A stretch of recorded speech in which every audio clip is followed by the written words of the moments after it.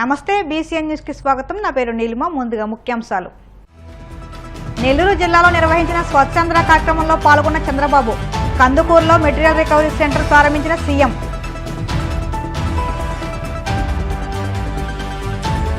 నాలుగేళ్ల కిందటే ఓర్వకల్లు ఎయిర్పోర్టుకు ఉయ్యాలవాడ పేరు.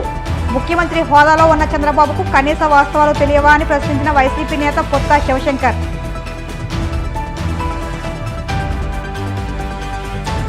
జిల్లాలోని ప్రభుత్వ కార్యాలయాల పరిశుభ్రతపై శ్రద్ధ చూపాలి. అధికారులకు కాకినాడ జిల్లా రెవెన్యూ అధికారి వెంకట్రావు సూచనలు.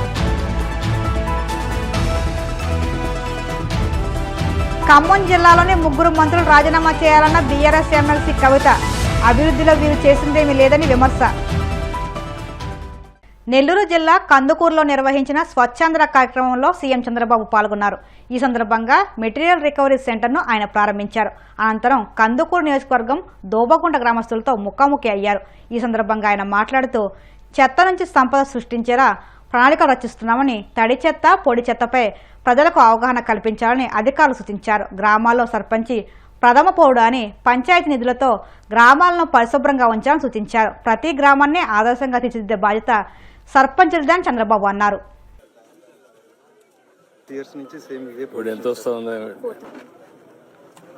స్వచ్ఛ ఆంధ్రప్రదేశ్ ని ఒక ఉద్యమంగా తీసుకుపోవడానికి ముందుకు పోతున్నాం. ఈ రోజు మీరు ఒక్కసారి చూస్తే, నేను ముఖ్యమంత్రి అయిన తర్వాత ఇది 4వసారి నేను ముఖ్యమంత్రి అయ్యాను. ఈ రోజు మీ దగ్గరకు వస్తే మీ ఉత్సాహం చూస్తే నాకు ఎక్కడ లేని ధైర్యం వస్తుంది. నేను చేసే పనులు కరెక్ట్ గా చేస్తున్నానని ఒక నమ్మకం, అదే మీరు చూపించే అభిమానం.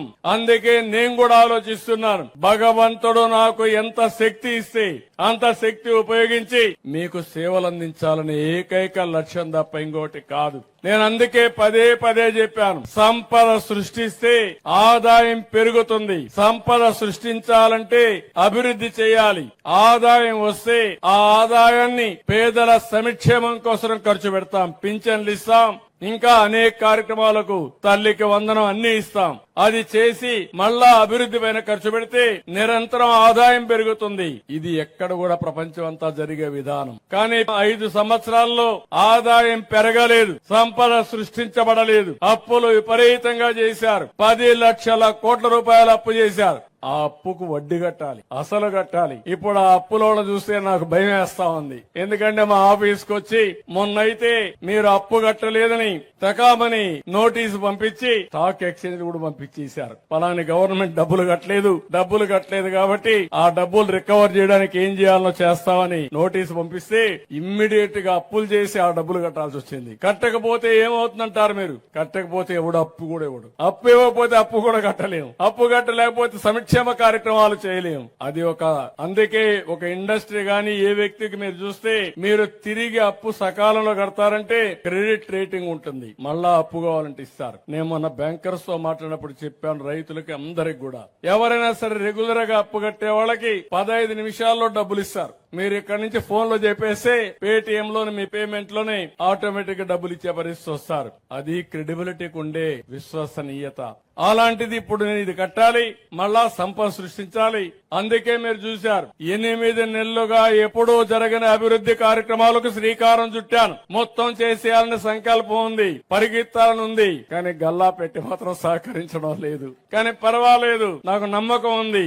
ఇది తాత్కాలికమైన ఇబ్బంది. ఆ ఇబ్బందిని అధిగమించే శక్తి నాకుందనేది నా అభిప్రాయం. అందుకే మీరు చూస్తే 5 సంవత్సరాలు ఒక తట్ట మట్టేయలేదు రోడ్డు మీద. నేను వస్తానే 1600 కోట్ల రూపాయలు ఖర్చు పెట్టి ప్రతి ఒక్క రోడ్ లో కూడా గుంతలు లేని రోడ్లుగా తయారు చేశామంటే అది ఈ ప్రభుత్వం యొక్క దృఢ సంకల్పం. ఇప్పటికే 22,000 కోట్ల రూపాయలు పింఛన్లకు ఇచ్చాం. అన్న క్యాంటీన్లు పెట్టాం. మా ఆడబిడ్డలకు 1 కోటి మందికి దీపం కింద ఉచిత సిలిండర్ ఇచ్చే కార్యక్రమానికి శ్రీకారం చుట్టాను. నేనే ఆ రోజు హామీ ఇచ్చాను. నేనే మీకందరికి దీపం పెట్టాను. వీళ్ళు వచ్చి దీపం ఆర్పేస్తే మళ్లీ దీపాన్ని మీ అందరికీ వెలిగించి మళ్ళా మీ అందరికీ 3 సిలిండర్లు సంవత్సరానికి ఇస్తానని చెప్పిన ప్రభుత్వం అని చెప్పి కూడా నేను మీకు తెలియజేస్తున్నా. ఓర్వకల్లు విమానాశ్రయానికి ఉయ్యాలవాడ పేరు అంటూ ముఖ్యమంత్రి చంద్రబాబు చేస్తున్న డ్రామాలతో ఆయన ప్రచార పిచ్చి పీక్స్ కు చేరుకుందని వైసీపీ రాష్ట్ర అధికార ప్రతినిధి పొత్తా శివశంకర్ రెడ్డి మండిపడ్డారు. తాడేపల్లిలోని వైసీపీ కేంద్ర కార్యాలయంలో ఆయన మీడియాతో మాట్లాడుతూ కర్నూలులోని వారవకల్ విమానాశ్రయానికి 4 ఏళ్ల క్రితమే నాటి సీఎం వైఎస్ జగన్ ప్రభుత్వం అధికారికంగా ఉయ్యాలవాడ నరసింహారెడ్డి పేరు పెట్టారని గుర్తు చేశారు. ఈ విషయం కూడా తెలుసుకోకుండా సీఎం చంద్రబాబు ఈ అంశంపై మాజీ సీఎం జగన్పై విమర్శలు చేయడం విడ్డూరంగా ఉందన్నారు.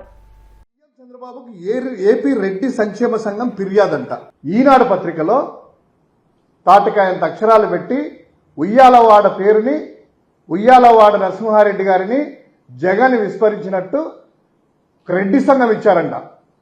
ఆ రెడ్డి సంఘం ఎవరో ఆ పేర్లు రాయలేదు.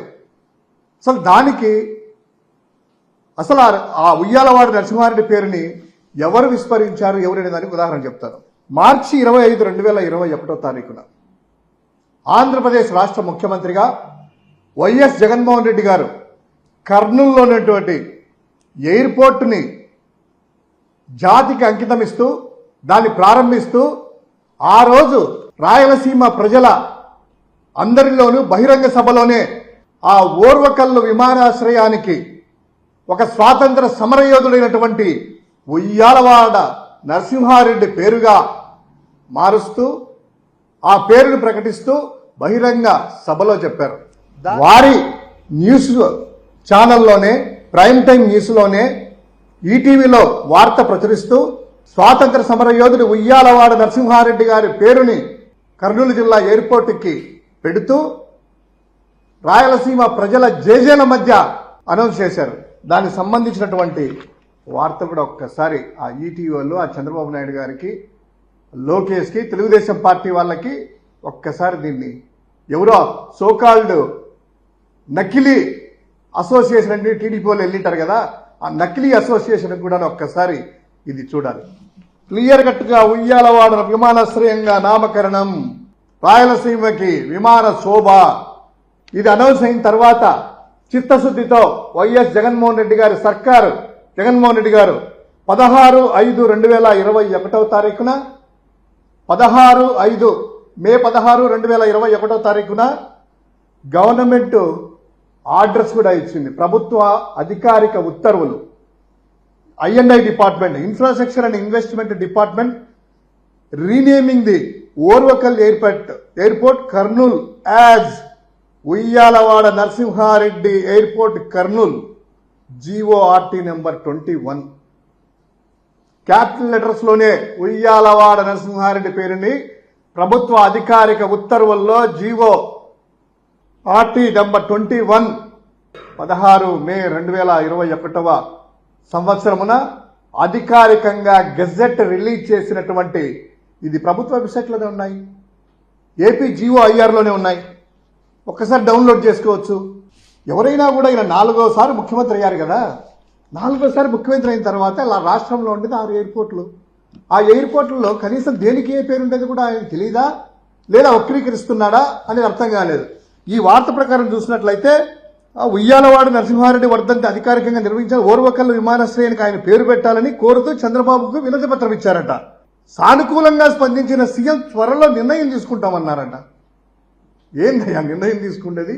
ఆల్రెడీ ఉయ్యాలవాడ నరసింహారెడ్డి పేరు ఉంది. 2021లోనే జీవో ఇచ్చారు. ఇప్పటికి 4 సంవత్సరాలు అయింది. కనీసం ఆ ఎయిర్పోర్ట్కి ఏనేమి ఉండేది కూడా తెలియదా? అంటే రాయలసీమ వాసులు అంటే అంత చిన్న చూపా చంద్రబాబు గారి? కనీసం రాయలసీమలో ఉండే కర్నూలు ఎయిర్పోర్ట్కి ఏ పేరు ఉండేది కూడా ఆయనకు తెలియలేదంటే తెలిసి అలా చిన్న చూపు చూస్తున్నారా, లేదా ఉయ్యాలవాడ గారిని చిన్న చూపు చూస్తున్నారా, రాయలసీమ ప్రజలను చిన్న చూపు చూస్తున్నారా? జిల్లాలోని ప్రభుత్వ కార్యాలయాల్లో ఆహ్లాదకరమైన వాతావరణం నెలకొనేలా అధికారులు పరిశుభ్రతపై శ్రద్ధ చూపాలని కాకినాడ జిల్లా రెవెన్యూ అధికారి జె వెంకట్రావు సూచించారు. కాకినాడ కలెక్టరేట్లో సిబ్బందితో కలిసి కార్యాలయంలో, పౌర సరఫరాలు వికాస కార్యాలయాల్లో స్వచ్ఛాంధ్ర స్వచ్ఛ దివాస్ కార్యక్రమం కింద శుభ్రం చేశారు. కార్యాలయాల్లో పేరుకుపోయిన చెత్తను తొలగించి కంప్యూటర్లు శుభ్రం చేశారు. ఈ సందర్భంగా ఆయన మాట్లాడుతూ పరిశుభ్రమైన వాతావరణం ద్వారా ఆరోగ్యాన్ని కాపాడుకోవడంతో పాటు ప్రకృతి వనరులను భవిష్యత్ తరాలకు అందించేందుకు అవకాశం ఉంటుందన్నారు. రాష్ట్ర ప్రభుత్వ సూచనల మేరకు జిల్లా అంతటా స్వచ్ఛాంధ్ర స్వచ్ఛ దివాస్ కార్యక్రమాన్ని ప్రతి నెల 3వ శనివారం చేపట్టడం జరుగుతుందని ఆయన తెలిపారు. స్వచ్ఛాంధ్ర ప్రతిజ్ఞ.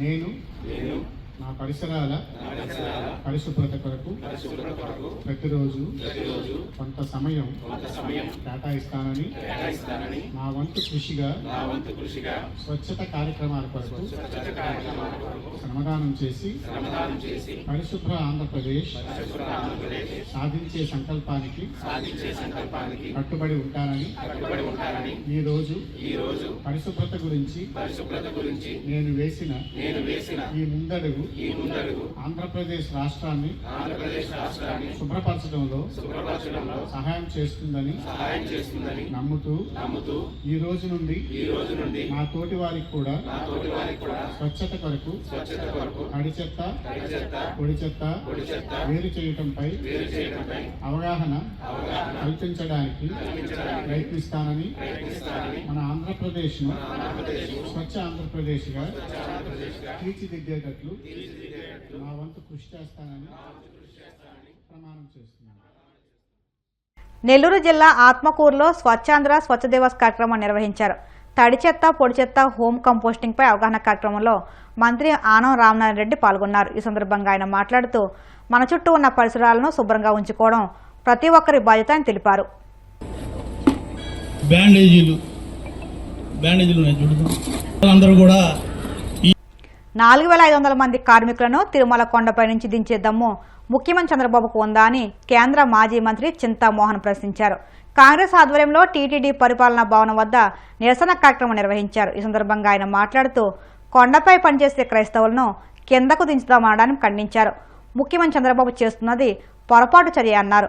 క్రైస్తవ బిడ్డలను కొండ నుంచి దింపే అధికారం భారత రాజ్యాంగం ప్రకారం సుప్రీంకోర్టు ధర్మాసనానికి కూడా లేదని తెలిపారు. మన దేశం సెక్యులర్ దేశం. భారత రాజ్యాంగం సెక్యులర్ విధానాలకు లోబడి పనిచేయాలి. ఈ మధ్య ఒక పిచ్చి రేగింది. అన్య మతాలు